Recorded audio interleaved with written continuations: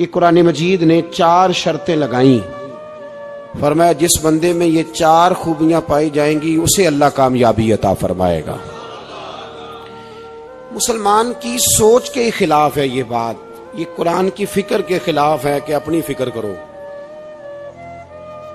Burma کے لیے، کشمیر کے لیے، فلسطین کے لیے بات نہ کرو، اپنی فکر کرو۔ یہ قرآن کی سوچ کے خلاف ہے، یہ قرآن کے پیغام کے خلاف ہے۔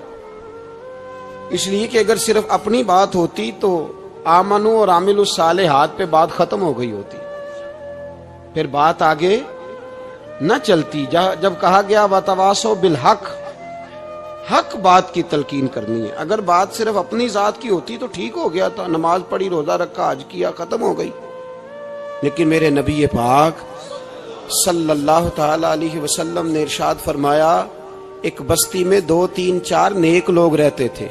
میرے پیارے کریم رسول فرماتے ہیں 3 4 بڑے پرہیزگار، متقی، صاف ستھرے صوفی صاحب، درویش صاحب، علامہ صاحب، بڑے جو کہتے تھے بالکل جی میں کوئی بات نہیں کرتا، کسی بادشاہ کو نہیں چھیڑتا، میں تو بس لوگوں کو اللہ اللہ بتاتا ہوں، میرا کوئی تعلق نہیں، کوئی مرے کو جیے، بڑے نیک صاف ستھرے پرہیزگار۔ باقی ساری بستی گناہ کرتی تھی۔ نبی پاک علیہ السلام فرماتے ہیں رب کریم نے کچھ عرصے تک مہلت دی، پھر مشیت خداوندی، اللہ کا قانون حرکت میں آیا تو کہا جبریل ساری بستی تباہ کر دو، تباہ کر دو۔ اللہ مہلت دیتا ہے، مہلت دیتا ہے۔ ہم لوگ سمجھتے ہیں نہیں ہماری سیاسی چالیں صحیح چل رہی ہیں، اللہ مہلت دیتا ہے۔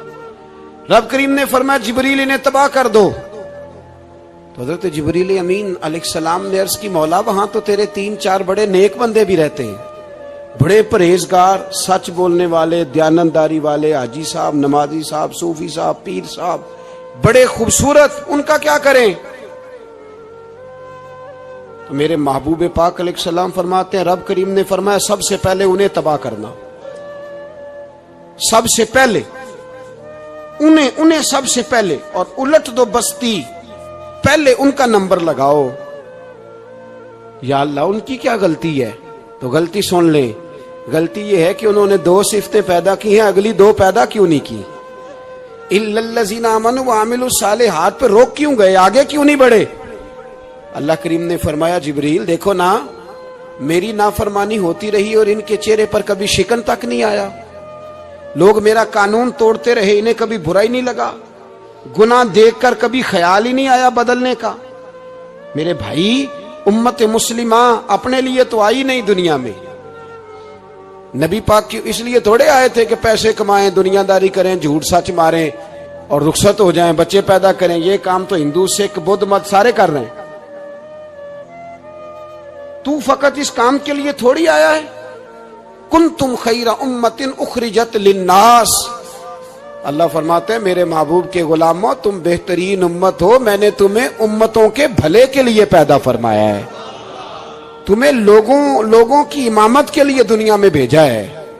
اے نوجوان مسلم، کبھی یہ تدبر بھی کیا تو نے؟ وہ کون سا گردو ہے جس کا ہے تو ایک ٹوٹا ہوا تارا؟ تو نے کبھی سوچا ہے تو کیا ہے؟ پتہ ہے تجھے؟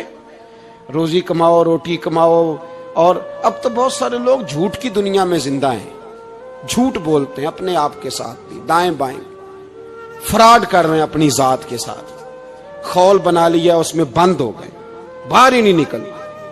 اپنے ملک کی سوچو، اپنی بات کرو۔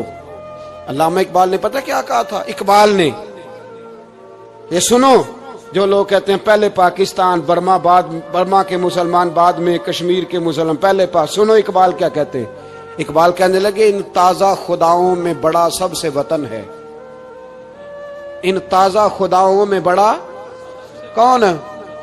وطن کی محبت ایمان کا حصہ، اس میں شک نہیں، لیکن اگر اسلام سے پہلے وطن آ گیا تو اقبال کہتے ہیں ان تازہ خداؤں میں بڑا سب سے وطن ہے، اور جو پیرہن اس کا ہے وہ مذہب کا کفن ہے۔ فرماتے ہیں جو وطن اوڑھ لیتا ہے اس نے اپنے مذہب کو دفن کر دیا۔ سب سے پہلے پاکستان نہیں، سب سے پہلے رسول اللہ کا دین ہے، سب سے پہلے قرآن ہے، سب سے پہلے نبی پاک کا فرمان ہے، سب سے پہلے امت مسلمہ ہے۔ ان تازہ خداؤں میں بڑا سب سے وطن ہے، جو پیرہن اس کا ہے وہ مذہب کا کفن ہے. اور اقبال کہنے لگے قوم مذہب سے ہے، مذہب جو نہیں تم بھی نہیں. قوم مذہب سے ہے، مذہب جو نہیں. کوئی نہیں سمجھ آ رہی آپ کو میری بات؟ قوم کس سے ہے؟ پاکستانی ہونے سے، پنجابی ہونے سے، سندھی بلوچی پٹھان ہونے سے نہ.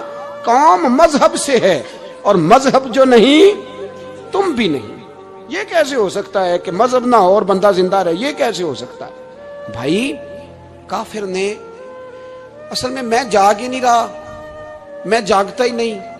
میں جیب کی سوچتا ہوں، مسجد کی سوچتا ہوں، خانقاہ کی سوچتا ہوں، مدرسے کی سوچتا ہوں، دکان کی.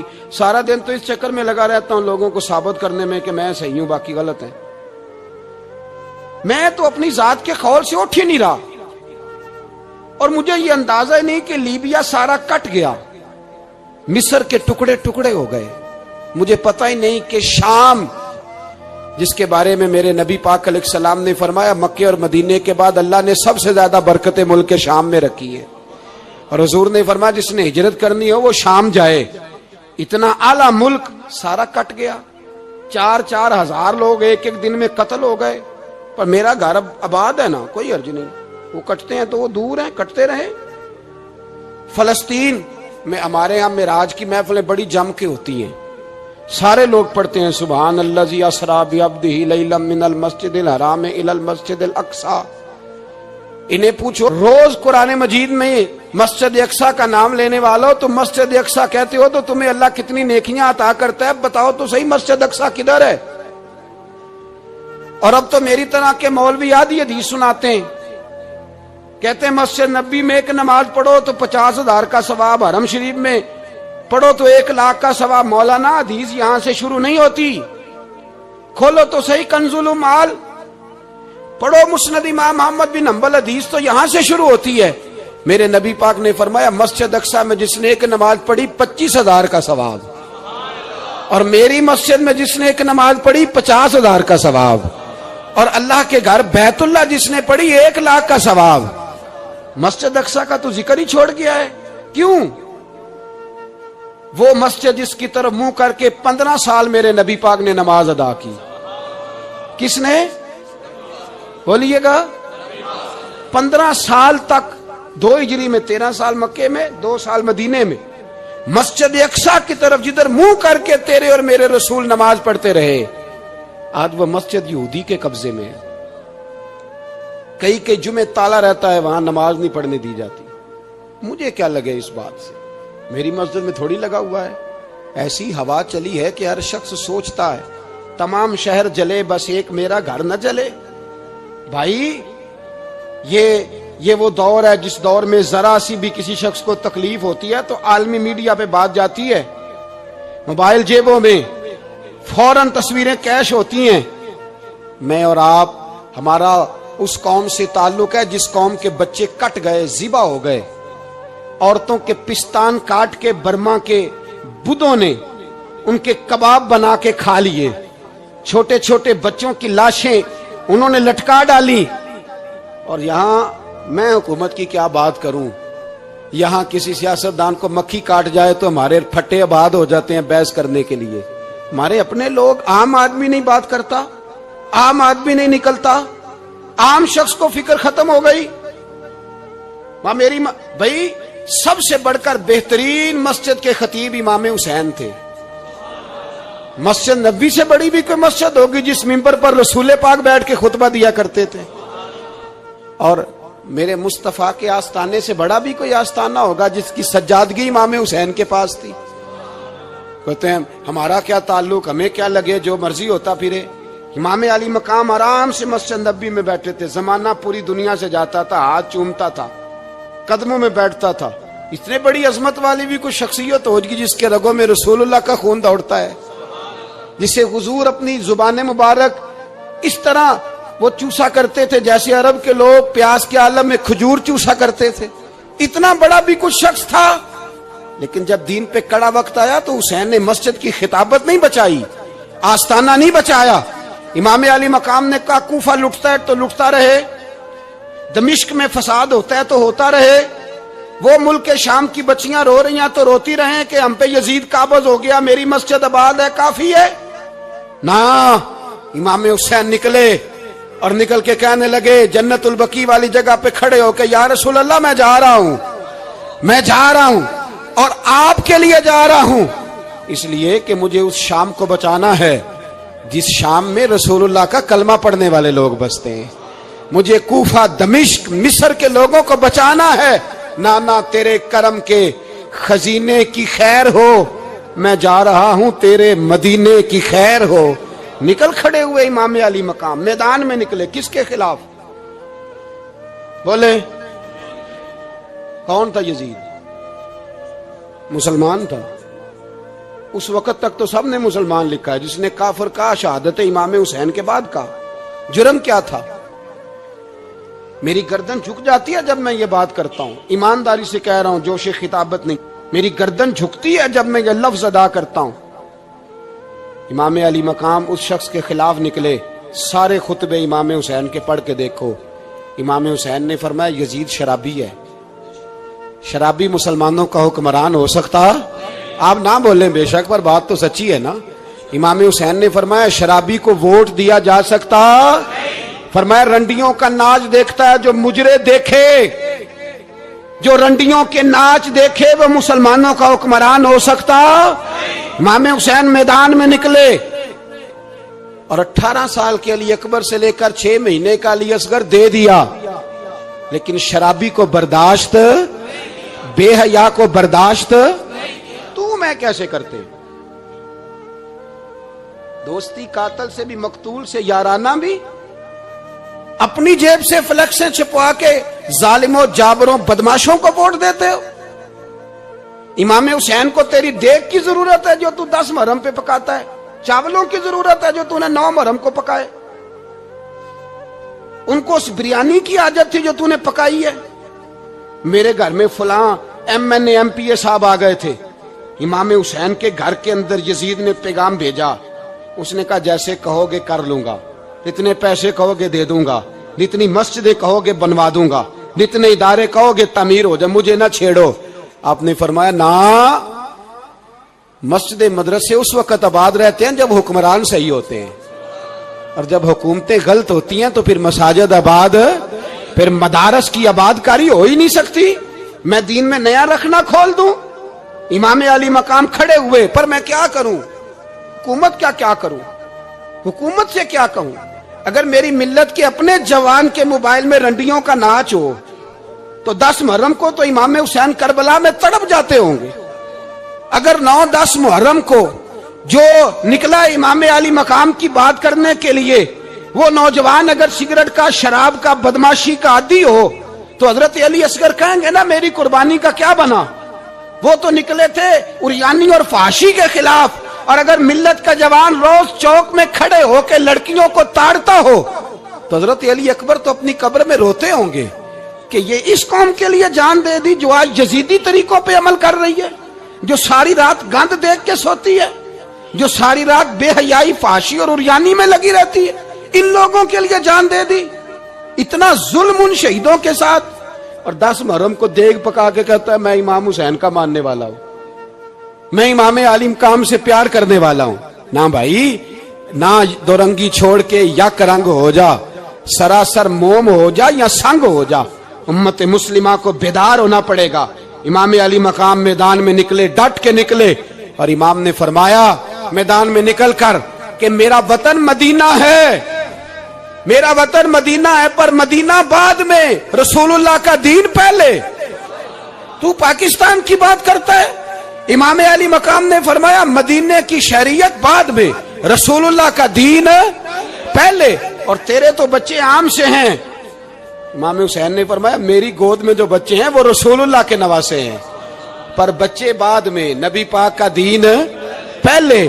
آپ نے فرمایا تیری بیٹی بڑی باوقار ہوگی، اس کی بڑی عزت ہے، تو کہتا ہے بیٹی کی وجہ سے بلیک میل ہو گیا، لیکن جو شان خدا نے حسین کی بیٹی کو عطا فرمائی، جن بچیوں کا سر کا بال ننگا ہو جائے، سر کا بال ننگا ہو جائے، تو امام شورانی فرمایا کرتے تھے اگر مدینے میں کسی سید زادی کے سر کا بال ننگا ہوتا تھا تو سورج اپنا منہ چھپا لیا کرتا تھا، سورج چھپ جاتا تھا بادلوں کی اوٹ میں، اور مدینے والے سمجھ لیتے تھے کہ گھر میں کام کرتے کرتے کسی سید زادی کے سر کا کوئی بال ننگا ہو گیا۔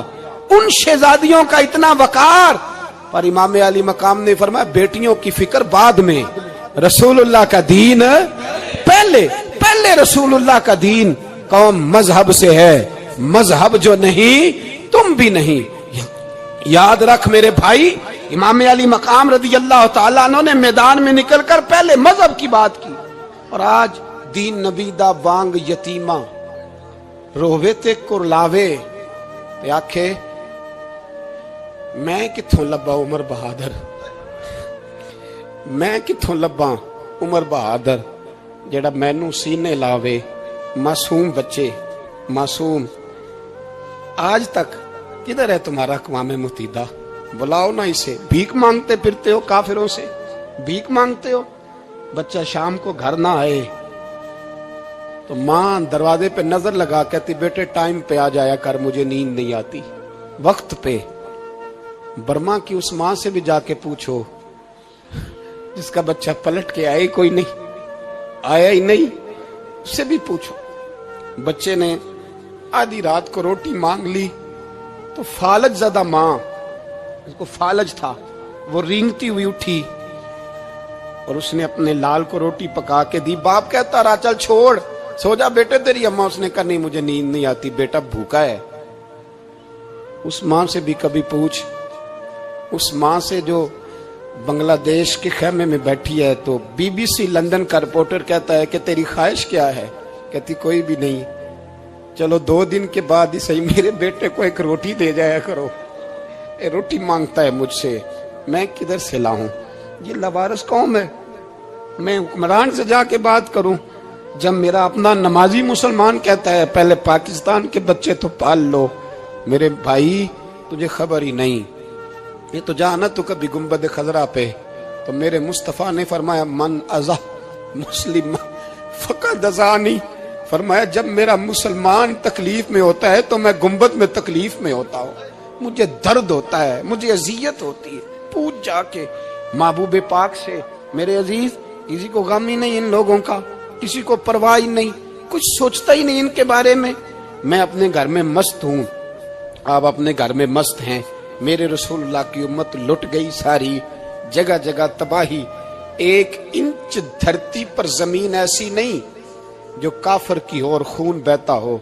ایک ریمن ڈیوس امریکی کتا یہاں بند تھا مسلمانوں کے قتل میں، انہیں اپنی قوم کی اتنی فکر تھی وہ راتوں رات چھڑا کے لے گئے، لیکن میری اور تیری بہن عافیہ صدیقیہ سالوں سے بند ہے۔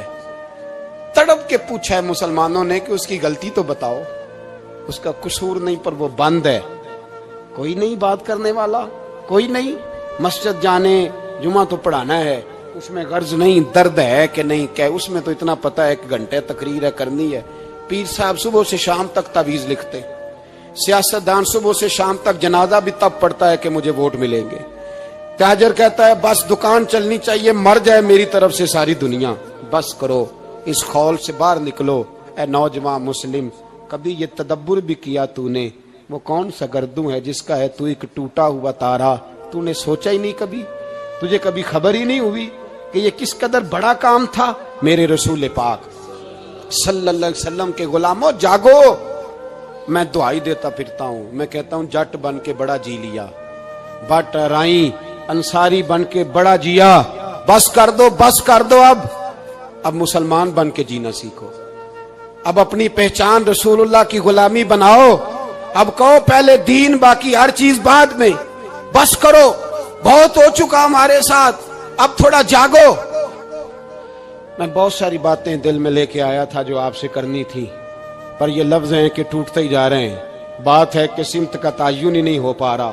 میرے بھائی میں تو کبھی کبھی سوچتا ہوں لگتا ہے رب بھی ناراض ہو گیا ہے اور ہمیں منانے کا طریقہ بھی بھول گیا ہے۔ نہ ہماری مسجدوں میں تہجد پڑھی جاتی ہے، نہ کسی کو نماز توبہ یاد رہی، نہ کوئی استسقاء والا ہے، کوئی نہیں۔ جو پیر صاحب کے پاس جا کے بیٹھتا ہے تھپکی دیتے ہیں، کہتے ہیں جا تیرا کام ہو جائے گا، موج کر، کبھی نہیں کو کہتا توبہ بھی کر، استغفار بھی پڑھ، یہ داڑھی پوری کر، دین رسول اللہ کا اس کی طرف تو توجہ کر. کوئی تبلیغ ہی نہیں کرتا، سارے پھوکا پھاکی پہ لگ گئے ہیں. کوئی خیال ہی نہیں آ رہا کسی شخص کو کہ ہماری تباہیوں کا سبب کیا ہے. کہ علاقہ تک قبرص فتح ہوا، تمام لوگ نعرے لگا رہے ہیں. حضرت ابو ذر غفاری کونے میں بیٹھ کے رونے لگ گئے. مسلمانوں کو فتح ملی، سب لوگ نعرے لگا رہے ہیں، خوشی ہو رہی ہے کہ علاقہ فتح ہو گیا. حضرت ابو ذر غفاری رونے لگے اور تڑپ کے روئے. لوگوں نے کہا ابو ذر کیوں روتے ہو؟ آپ فرمانے لگے یہ لوگ برسوں سے قابض تھے اس شہر پر، یہ جن لوگوں سے آج ہم نے لیا ہے یہ برسوں سے، دل کے کانوں سے کھل سننے والی بات ہے. فرمانے لگے یہ برسوں سے قابض تھے، انہوں نے اللہ کی نافرمانی کی ہے تو آج علاقہ ان کے ہاتھوں سے نکل گیا ہے. میں رو اس لیے رہا ہوں کہ خدایا کہیں ہم سے بھی نافرمانی نہ ہو اور یہ ہمارے ہاتھوں سے بھی نہ نکل جائے. شام نکل نہیں گیا ہمارے ہاتھوں سے، لیبیا نکل گیا، مصر نکل گیا، عراق نکل گیا، افغانستان نکل گیا. اور اگر دیکھو تو بلا واسطہ ہر جگہ کافر کا ڈیرا. وہ رو رہے ہیں، کہتے ہیں جب قوم اللہ کی نافرمانی کرتی ہے تو علاقے نکل جاتے. تڑپ رہے ہیں، مجھے کوئی فکر نہیں. کوئی نہیں رویا مصر کے جانے پر، کوئی نہیں رویا لیبیا کی تباہی پر، شام کے بچوں پہ کوئی نہیں رویا.